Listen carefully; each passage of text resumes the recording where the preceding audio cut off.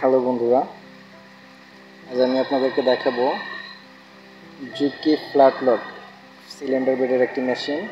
আমার এই মেশিনটা একটা প্রবলেম হয়েছে। মেশিনের যে পুলিটা আছে, পুলিটা ফ্রিভাবে ঘুরতেছে, বাট মেশিন ঘুরতেছে না। মেশিনের এই প্রবলেমটা সলভ করার জন্য আমার মেশিনের তেলের ট্যাঙ্কি তলাটা খুলে নিতে হবে। এটা খোলার জন্য একটা এলকি দিয়ে স্ক্রুগুলো খুলে নিতে হবে। 3টা স্ক্রু আছে, 3টা স্ক্রু খুলে নিলাম। তলাতে হচ্ছে গিয়ে একটা প্লেট আছে, প্লেটটা স্ক্রুড্রাইভার দিয়ে খুলে নিতে হবে। স্ক্রুড্রাইভার দিয়ে খুলে নেওয়ার পর দেখা যাবে মেনলি একটু আমার এইটার প্রবলেমটা কি। এখন মেশিনের পুলিটা ঘোরাইতেছি, বাট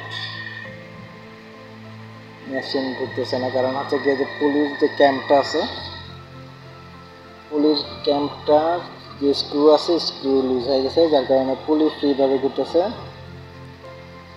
মেশিন ঘুরতেছে না।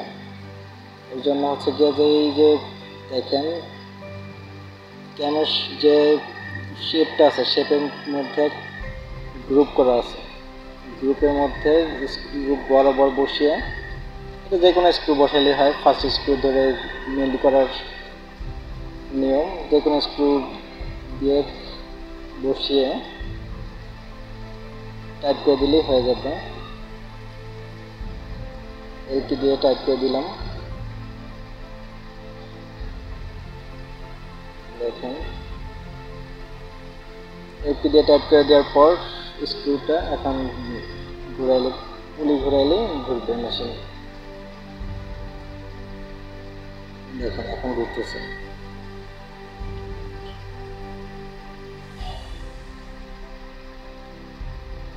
দেখেন এখন কিন্তু ঠিকঠাকভাবে কাজ করতেছে।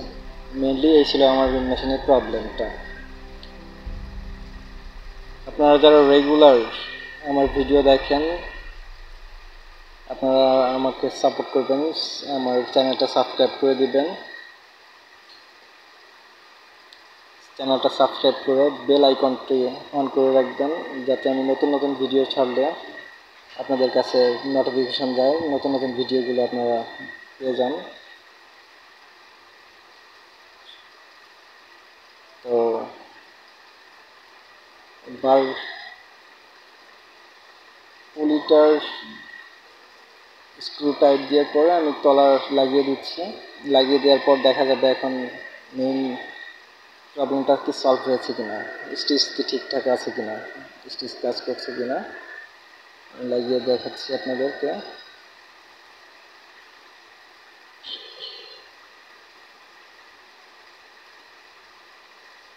তলার স্ক্রুগুলো স্ক্রুড্রাইভার দিয়ে লাগিয়ে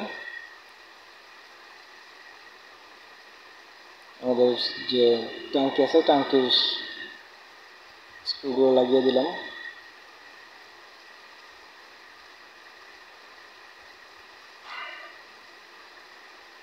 ট্যাঙ্কি হচ্ছে গিয়ে কি স্ক্রুতে দেখেন এখন কিন্তু পুলিও ঘুরতেছে, মেশিনও কাজ করছে। আমার মেশিনের স্টিচ দেখেন,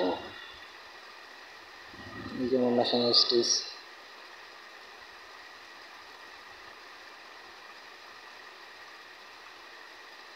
স্টিচ একদম পারফেক্ট আছে। ধন্যবাদ সবাইকে।